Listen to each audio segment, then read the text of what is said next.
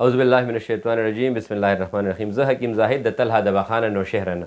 د دې نه مخکې موږ په اردو کې د اولاد نه کېدو وجوهات د زنانو باره کې چې کوم هغه موږ بیان کړي او کوم چې د سړو باره کې وو هغه هم موږ بیان کړي. خو دا چونکې زیاتو ملګرو بیا دا اصرار وکړو چې دا تاسو په پښتو کې موږ ته ووایي. لومړی هغه زنانه چې د کومو اولاد نه کېږي د هغې لومړۍ وجه دا وي که چېرې د یو زنانه مهواري په خپل صحیح تاریخونو باندې نه راځي د دې د وجې هم اولاد نه کېږي. دویمه وجه دا وي که چېرې د یو زنانه مهواري چې کوم ده هغه بار بار زر راځي نو د دې ریزن دا وي چې د هغه زنانه په رحم کې د اوبو یا د غوښې رسولی وي د دې د وجې نه هم کېږي.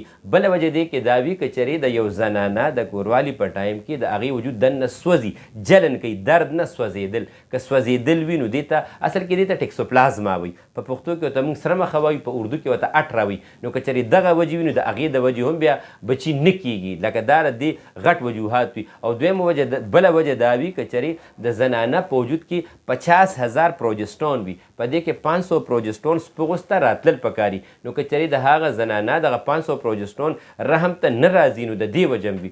بله وجه دې کې دا وي چې د کومو زنانه مهواري چې کومه ده دا بار بار راځي زر راځي دې ته کثرت تمس وي نو د دې د وجې هم اولاد نه کېږي. بیا په سړو کې چې کومه وي په سړو کې چونکې وجوهات ډېر زیات کم وي په هغې کې مین دا وي که چېرې د یو سړي جراثیم د 60 میلیون نه کم وي نو په دې کې لکه دا د سړي وجه ده. که چېرې د یو سړي جراثیم د 60 میلیون نه زیات وي او د هغه په منې کې پس سل راځي 8 to 10 راځي د 8 نه چې کله بره وي بلکې د 7 نه چې کله بره وي نو هغې کې د هغې د وجې هم د اولاد نه کېږي.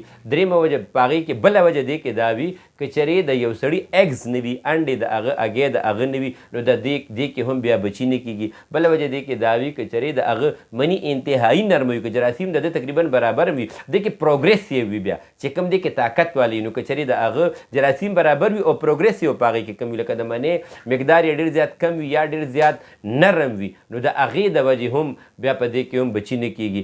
او دې کې ځینې زنانه داسې وي چې د هغې کوروالي سړي ته بالکل رجحان نه جوړېږي د هغې د وجې هم نه کېږي ځکه حمل اله کېږي چې کله په سړي کې ایکس واي کروموسوم وي او په زنانه کې صرف ایکس کروموسوم وي. کله چې دا کروموسوم ملو شي نو حمل کېږي. دې کې دا نشته چې یا سړی مخکې فارغ شو یا زنانه مخکې رستو یا داسې چلو کې دا علاماتو کې د بالغ د هرو زنانو خپل څه خبرې داسې چلو کې دا ټول دروغ وي. د دې مثال داسې وي یو سړی راغو څنګه چې قرآن کې الله تعالی فرمایي دا ستاسو پټي دي.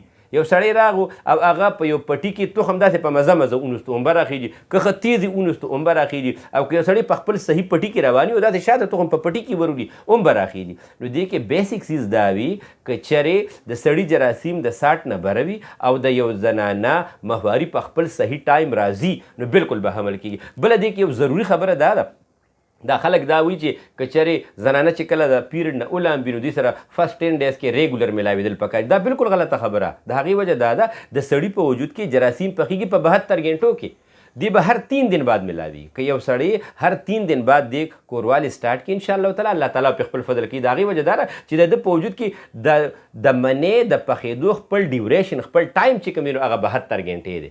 نو چې کله یو زنانه د مهوارۍ نه ولامبي نو دې سره په هغه ورځ بیا 2 दिन چوټي او په 3 ورځ ملاوېدل سټارټ شي نو انشاءالله تعالی الله تعالی به خپل فضل کوي. نو دا تاسو په مخکې ما دا ټول دغه وکړو انشاءالله تعالی. بیا چې چا څه کوېسچن وي څه سوالونه وي تاسو زما نه کولی شئ انشاءالله تعالی اسلامي لحاظ سره او طبي لحاظ سره بالکل صحیح جواب درکړو. السلام علیکم ورحمة الله وبرکاته.